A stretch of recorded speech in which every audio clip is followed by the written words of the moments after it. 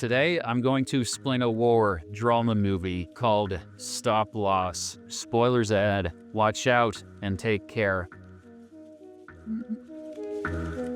The movie opens in 2001 as the US-led invasion of Iraq is at its peak. A group of American soldiers under the command of squadron leader Brandon King are counting down the days till they can go back home. Private First Class Tommy Burgess captures footage of life in the barracks where the young soldiers train, sing, and long for their families. One day, the squad is out in the streets, guarding a checkpoint that goes out of Tikrit. They are making sure that the vehicles headed in and out are not carrying any kind of weapons. Everything seems to be routine until they hear three loud shots in the distance. Staff Sergeant Brandon King tells his men to stay alert just as a car carrying 3 women and 2 children approaches the checkpoint. However, seconds later, a white taxi barrels towards the spot at great speed, and all hell breaks loose. The insurgents in the vehicle open fire before making a quick U-turn. Brandon orders his men to give chase, and a squad follows in 2 Humvees. Since there are too many civilians on the streets, the Americans cannot risk open gun battle. They keep on chasing their target vehicle, which soon drives into a small alleyway. The insurgents then quickly disembark and spread through at the neighboring homes, but the Humvees, being bigger, are forced to stop at the mouth of the alleyway. In America, bigger is better, but not here. The American soldiers then get off their vehicles, form 2 flanks on either side of the street, and begin to scan the whole area. 2 privates also man the 50 caliber machine guns that are mounted on top of the 2 Humvees. Meanwhile, Brandon tells his men to check the nearby homes as they slowly inch towards the spot where the white taxi is parked. They are now in the narrowest part of the alleyway, surrounded by tall residential buildings on both sides. At this critical moment, the insurgents, who were hiding on top of these buildings, open fire. This finally makes the Americans realize that the whole chase was just a trap to lure them here. They are now pinned down on the street level with Iraqi militants firing at them from 3 sides. Brandon tells his men that they are being ambushed and orders them to fall back. However, Sergeant Steve Shriver sees 2 enemy soldiers on the other side of the street and rushes to guard the spot. This is when things go from bad to worse, as an RPG hits one of the Humvees, obliterating the 2 soldiers inside. The Americans then try to mask their position by throwing smoke grenades and calling for backup. Seconds later, another RPG is fired towards an Iraqi vehicle parked nearby. Tommy is about to be hit, but a fellow soldier named Rico Rodriguez selflessly dives onto him. The latter takes the brunt of the explosion and sustains severe injuries. Moments later, squad member Paul "Preacher" Colson is shot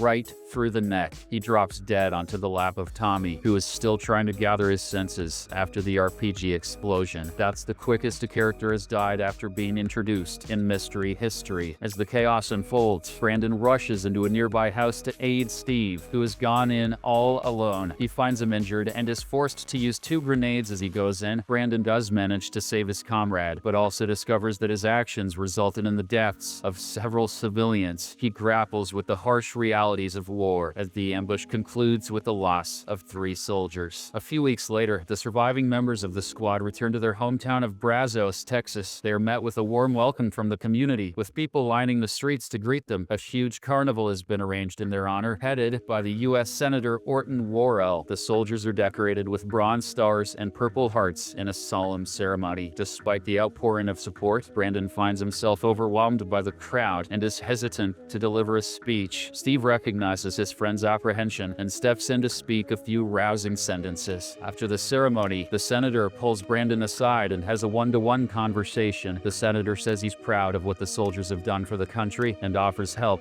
in any way possible. He also announces that they are bringing the injured Private Rodriguez to a hospital in the U.S. Brandon thanks him and says he'll call if he needs any kind of help. That night, the returning soldiers attend a party at a local bar and have drinks with their family. Steve gets too drunk to dance with his fiancée Michelle, so Brandon steps in and dances with her instead. Steve, meanwhile, starts talking about what happened in the war, making people around him uncomfortable. After the rowdy night of drinking and partying, everyone goes back to their own homes. Brandon is busy unpacking his stuff when suddenly he receives a call from Michelle. She sounds extremely worried and asks him to come over ASAP. When Brandon arrives at her home, he finds a nearly naked Steve digging a hole table in the front yard. He attempts to talk to his friend, but Steve is too wasted to make any sense. Brandon then enters the house, only to see that the whole place is a mess. He also notices a bruise on Michelle's cheek and realizes that her fiancé hit her. Outside, Steve has finished digging his hole and starts sleeping in it while holding a gun. It is obvious that he thinks they're still in the middle of a war zone. Worried for his friend, Brandon decides to sleep on the front porch to make sure everything remains calm for the night. His sleep, however, is interrupted when Tommy drives his car into a pole right in front of the house. He too is extremely drunk and reveals that his wife kicked him out of the house. The following day, Brandon takes all the boys to his ranch, a small forest cabin right outside of town. They spend their time drinking and watching Tommy shoot his wedding gifts. Meanwhile, a hungover Steve is still sleeping in the trunk when he hears the sound of the gunshots. He is startled awake and has no idea where he currently is. However, he stumbles forward and puts his head into a bucket of ice water to regain his composure. The next day, Brandon, Tommy, and Steve report to their military base to hand over their gears, but Brandon is instead ordered back to active duty in Iraq. He is left baffled and goes to talk to the head of his chain of command, Lieutenant Colonel Boot Miller. Brandon expresses his frustration over the unexpected order and says he doesn't want to go back to the war zone, but the lieutenant colonel explains that the president has issued a stop-loss order. It is a controversial policy which forces soldiers who have fulfilled their required tours of duty to return to war. This sends Brandon into a fit of rage and he chastises the policy as well as the president, but the lieutenant colonel accuses him of disobeying orders and sends him to military prison, citing that he is a flight risk. However, on the way to the nearest military camp, Brandon fights the two escorting soldiers and escapes. He even steals a military jeep and drives away from the base. The squadron leader then calls his best mate Steve and reveals that he is going AWOL after being stop-lost back to Iraq. Steve is shocked by the revelation, but promises to figure things out and cover for him. That night, Brandon sneaks into his home and discusses the matter with his family. He plans to head to Washington, D.C., hoping that Senator Worrell will help him. His father is concerned about violating the chain of command and going behind a lieutenant colonel's back. However, Brandon insists on doing so, and his parents are forced to accept this decision. Michelle, who had come over to the King household to return Tupperware, offers to drive him to D.C. She knows that if Brandon is being sent back, then her fiancé will also be redeployed. By going to D.C., she will get a chance to make a case for Steve as well. Following this, the duo hits the road and soon books a motel for the night. Michelle then goes in to freshen up while Brandon sits by the pool. Everything seems to be calm until suddenly he sees a soldier drowning in the water. He jumps in to rescue his comrade, only to realize that he was hallucinating the whole event. It is obvious that Brandon is beginning to show the first signs of PTSD. Sometime later, Steve calls Brandon and says that he is currently in a military prison trying to bail Tommy out of a DUI situation. Steve points out that as the squad leader, Brandon needs to handle the situation, but the latter says he's on his way to DC to see Senator Worrell. Early the next morning, Brandon and Michelle visit the family of Paul Preacher Colson, one of the soldiers killed in the alley ambush. Brandon recounts the events, explaining how they came under attack at a checkpoint and pursued the attackers into an alley. He admits to leading his men into the ambush while Preacher was covering their flank. Brandon can barely fight back tears as he asks for forgiveness from Preacher's family. Later, when the duo heads back to the road, they discover that their car's window has been broken. Brandon then tells Michelle to wait for him while he goes to confront the people responsible for this. He soon tracks them down into an alley and engages in a physical fight with them. One of the thugs pulls out a gun, but the soldier easily manages to disarm him. By this point, Brandon is beginning to hallucinate, feeling like he is back in Iraq. He forces the perpetrators to their knees and prepares to shoot them. Things are about to take a dark twist when suddenly Michelle intervenes. She talks some sense into Brandon and drags him back to the car. After the incident, the duo gets a hotel room where she cleans his wounds. Later that night, Brandon meets another AWOL soldier who has been running away for the past 14 months. He reveals the contact number of a lawyer to help arrange forged discharge documents. With these documents, Brandon could establish a new identity in Canada. The following morning, Steve tracks down his friend and arrives at the hotel. He informs Brandon that if he returns to the base within 14 hours, all charges will be dropped. But Brandon rejects the offer and instead asks why Steve is in his uniform. It turns out that Steve has accepted the military's offer to get into a sniper school. Realizing that her fiancé is headed back to Iraq, an enraged Michelle asks what will happen to their relationship. She refuses to hear any excuses and ends up pushing Steve out of the room. Brandon then follows him outside, and the duo has a heart-to-heart conversation. Steve reveals about Tommy's struggles and urges Brandon to return to duty with him, but the latter once again refuses, citing that he cannot watch innocent people being maimed to death. Shortly afterwards, Brandon calls Worrell's office, but is told that the senator is not interested in seeing him. With their options slimming down by the day, Brandon and Michelle visit Rico Rodriguez, a soldier who heroically saved Tommy from an RPG. Rico has sustained severe injuries, including blindness, the loss of his right limbs, and facial burns, but he still expresses gratitude for being out of Iraq just in time. Brandon then reveals that they are sending him back to the front line in Iraq. Did they really have to tell him that? After the visit, Brandon opens up to Michelle, expressing his initial motivations for joining the military. His disillusionment was soon shattered as he realizes the true nature of the war. He describes the chaos and uncertainty of the battlefield, where everyone seemed to be armed and no one could be trusted. Brandon shares his guilt and trauma over witnessing the deaths of friends and the toll it took on his mentality. He also tells her of how he accidentally killed innocent Iraqi civilians, including a kid. That night, Brandon calls the lawyer and says he needs forged documents to leave for Canada. The lawyer refuses to discuss the details over the phone and instructs him to meet with $1,000. Thus, Michelle sells her car, and they head to New York with the cash in hand. They soon meet up with the lawyer. He tells Brandon that there is no going back after he crosses into Canada. He then gives him a new ID and a phone number of an agent who will pick him up on the other side. That night, Brandon calls his mom to tell her about his decision, but receives shocking news in return. His dear friend and junior, Tommy, was found dead on the ranch last night. He had been suffering from acute PTSD and ended his life by putting a bullet through his head. The very next day, Brandon returns to Texas and pays a visit to Tommy's grave. After everyone has left, Steve,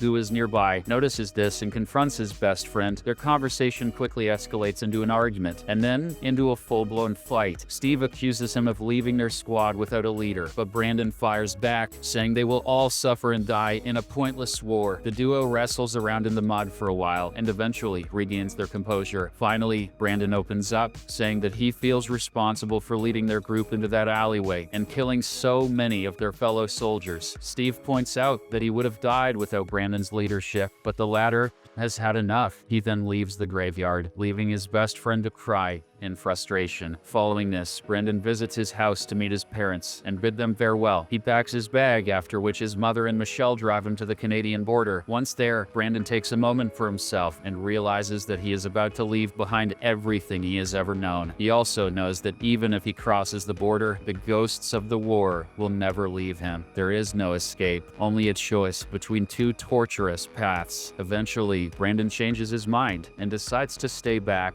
in the United States. As the movie comes to an end, we are shown a busload of new and old recruits heading to the military base in Texas. Brandon, Steve, and Lieutenant Colonel Boot are also on the bus, going for yet another tour of Iraq. Subscribe for more videos like this.